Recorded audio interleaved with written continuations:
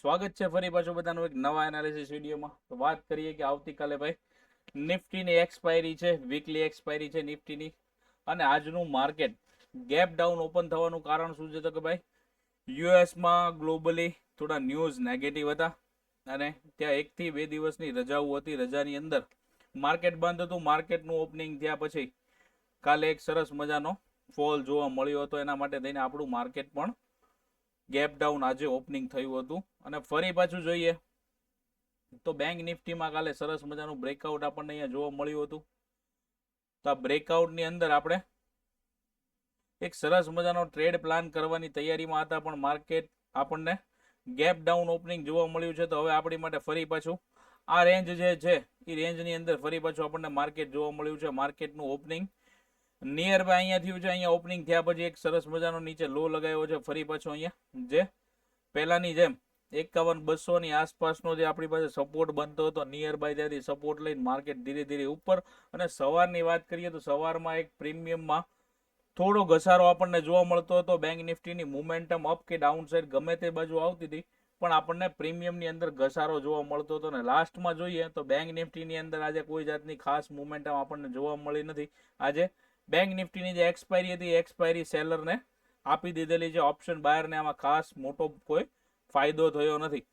શું કામ નથી થયો? કે ગઈકાલે જે માર્કેટ ચાલી ગયું, તો આજે ખરેખર જો ઓપનિંગ માર્કેટનું અહીંયા ફ્લેટ ઓપનિંગ થાત અથવા તો ગેપ અપ ઓપનિંગ થયા પછી અહીંયાની બાજુ કે સપોર્ટ બનાવીને ફરી પાછું માર્કેટ અપસાઇડની બાજુ કન્ટિન્યુ કરત તો ફરી પાછું આપણને એક ઓપ્શન બાયર છે ને સરસ મજાનો ટ્રેડ બની શકે. હવે વાત કરીએ કે આવતીકાલે બેંક નિફ્ટીમાં કેવી રીતે ટ્રેડ કરવો છે. તો ટ્રેડ પ્લાન કરવા માટે હવે આપણી પાસે એક રેન્જ ફરી પાછી આવી ગઈ છે. આ રેન્જની અંદર જો માર્કેટ ફરી પાછું હોલ્ડ કરે છે તો આપણે વેઇટ એન્ડ વોચ કરવી પડશે. એ જરૂરી થઈ ગઈ છે આપણી માટે. હવે આપણે 15 મિનિટમાં જોઈએ કે 15 મિનિટની અંદર આપણને કઈ રેન્જની બહાર એક સારો એવો ટ્રેડ બની શકે છે. તો 15 મિનિટની અંદર આપણી માટે અહીંયા રેઝિસ્ટન્સ ઝોન બની ગયું છે.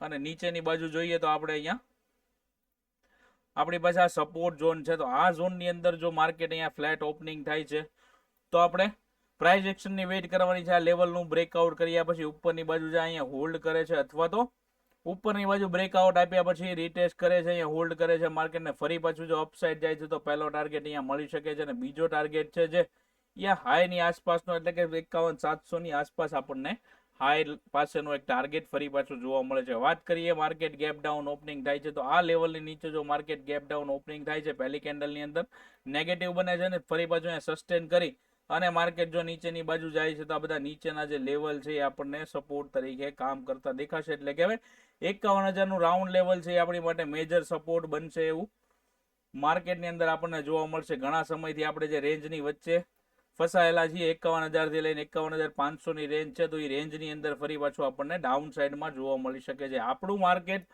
કોઈ જ જાતનું નેગેટિવ નથી થયું. બહારના માર્કેટ નેગેટિવ થયા છે તો આપણે એની સાથે જઈએ તો સાથે સાથે આપણને પણ થોડી ઇફેક્ટ આવી શકે છે. એટલા માટે થઈને આજે માર્કેટમાં ગેપ ડાઉન ઓપનિંગ થયું છે. અને ગેપ ડાઉન ઓપનિંગ થયા પછી બેંક નિફ્ટીની આજે એક્સપાયરી હતી તો એક્સપાયરી થઈ ગઈ છે સાઇડવેઝ. હવે માની લો કે કાલે માર્કેટ ગેપ અપ ખુલે છે તો ગેપ અપ ખુલ્યા પછી જો આ રેન્જની વચ્ચે અહીંયા ગેપ અપ ખુલે છે તો વેઇટ કરવાનું છે પ્રાઇસ એક્શનનો. પ્રાઇસ એક્શન બન્યા પછી જો અપસાઇડનું બ્રેકઆઉટ આપે છે તો રીટેસ્ટ સાથે કન્ટિન્યુ હોલ્ડ કરી શકાય છે. ઉપરની બાજુ એક સરસ મજાની મોમેન્ટમ આપણને જોવા મળી શકે છે. પહેલો રેઝિસ્ટન્સ આપણો અહીંયા છે 51,700 ને 51,700 ની ઉપર જો માર્કેટ હોલ્ડ કરી જાય છે બેંક નિફ્ટીની અંદર, જો કાલે સરસ મજાની મોમેન્ટમ આવે છે તો 52,000 52,300 ની આજુબાજુનો આપણને ટાર્ગેટ અપસાઇડનો જોવા મળી શકે છે.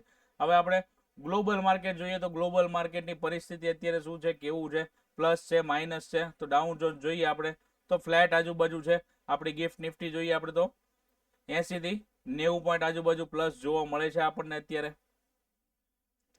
તો કાલે ચાન્સીસ છે કે આપણું માર્કેટ ભાઈ કાલે ગેપ અપ ખુલવાના ચાન્સીસ વધી ગયા છે. હવે આ સસ્ટેન કેટલું થાય છે ડિપેન્ડ છે કે આવતીકાલે સવારમાં કેટલું સસ્ટેન રહે છે. રાત્રે કઈ ફરી પાછા ન્યૂઝ આવે છે અને માર્કેટ જો યુએસ નું ડાઉન થાય છે તો આપણું માર્કેટ કાલે ફ્લેટ ખુલવાના પણ ચાન્સીસ છે.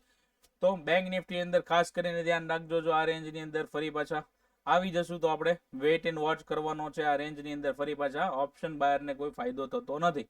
હવે વાત કરીએ કે નિફ્ટીની જેની એક્સપાયરી આવતીકાલે છે, તો આવતીકાલની એક્સપાયરી માટે નિફ્ટીમાં કેવી તૈયારી કરવી જોઈએ. હમણાંથી બધાને ખબર છે કે ભાઈ જેવી એક્સપાયરી હોય છે ને તો એની અંદર મોમેન્ટમ આવતી બંધ થઈ જાય તો નિફ્ટીની અંદર સરસ મજાની કાલે એક આપણને હોલ્ડ જોવા મળ્યું હતું.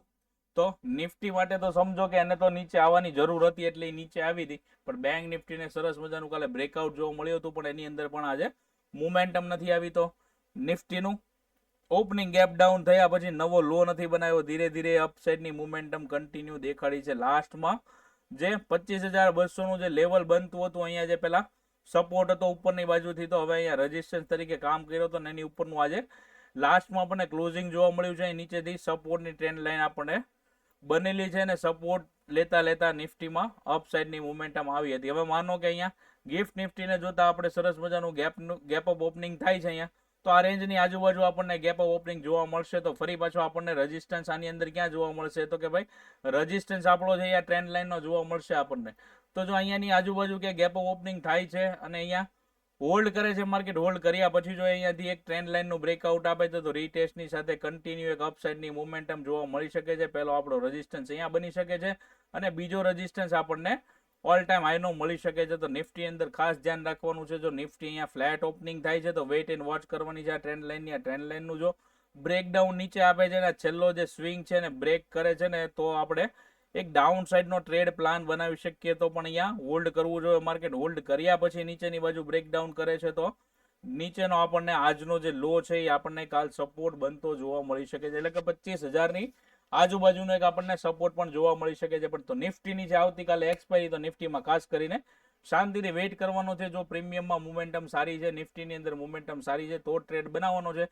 બાકી સેન્સેક્સમાં કન્વર્ટ થઈ જવાનું છે, બેંક નિફ્ટીની અંદર કામ કરવાનું છે. તો ધ્યાન રાખીને આવતીકાલે પણ કામ કરવાનું છે. તો વિડીયો ગમ્યો હોય તો મિત્રો સાથે શેર કરી દેજો, વિડીયોને લાઇક કરી દેજો, કોમેન્ટ કરી દેજો. ચેનલને સબસ્ક્રાઇબ નથી કરી તો કરી લેજો. ફરી પાછા મળીએ છીએ એક નવા એનાલિસિસ વિડીયોમાં. જય ભારત, જય હિન્દ, આવજો.